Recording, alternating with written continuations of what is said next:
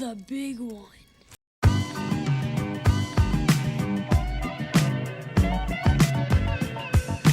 After February 9th passed with no updates about the album, it seemed like it was confirmed that Kanye West and Dolla would never drop Vultures, or anytime soon at least. But it did. It did.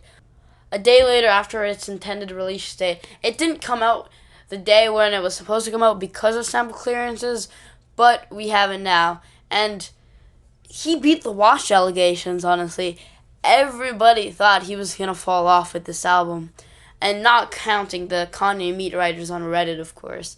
And he didn't. This was a genuinely good album from Kanye, great even. And maybe I am a little biased considering Kanye is one of my top 5 favorite artists of all time.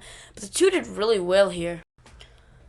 Kanye is known for changing genres for different albums, from the depressing R&B sound of 808s to the hard-hitting industrial-inspired sound of Yeezus. For Donda and the Life of Pablo, it felt like Ye had settled down and just stuck to a similar sound, and this is really no different.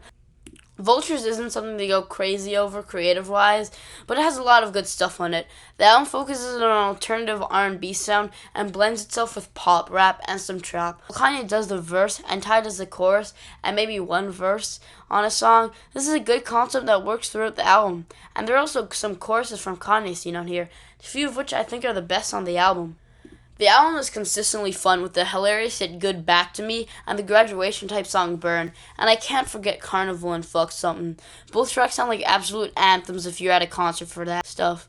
Playboi Carti constantly shows his talent as a feature on Kanye songs, and there's no exception here. Carti, Ye, and Ty all do great on those two songs, and they're some of my most favorites off the album.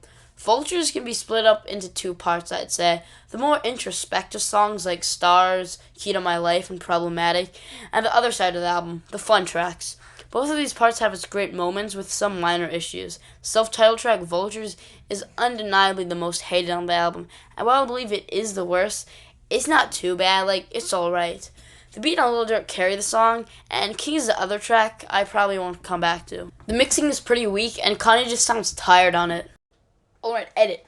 I have just re-listened to the album, and I have changed my opinions. Vultures is not the worst on the album. The worst on the album is Paperwork and Good Don't Die. It just sounds so boring, so tired.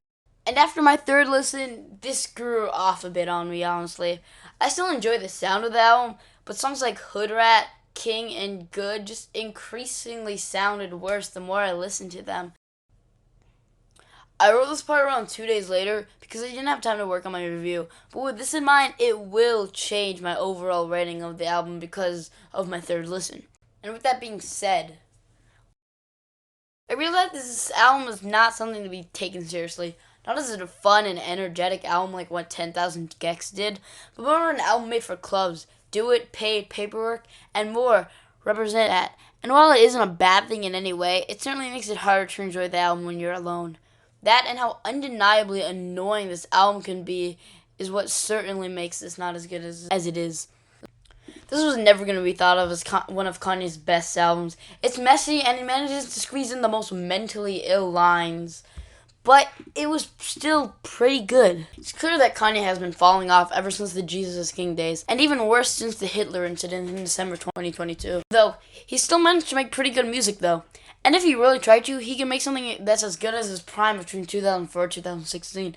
But that hasn't happened yet, and we haven't gotten a really, really good Kanye album since the Ye days. With the controversy that this album has, I feel like it will be harder and harder for people to honestly review this because of him as a person. And I also think that he'll slowly fall off musically too. And after this whole Vultures thing, I feel like we won't get some new stuff from Kanye in a while.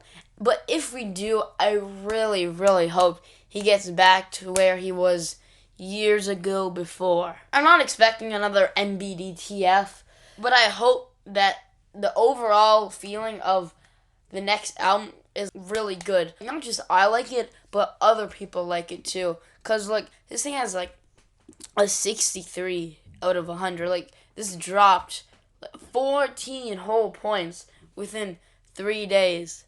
Because the first day, it immediately got, 1,000 review ratings. And it has 6,000, and it dropped 14 points. But overall, as this album goes, I'm going to say a 78 out of 100. Here's my track ranking on the screen right now.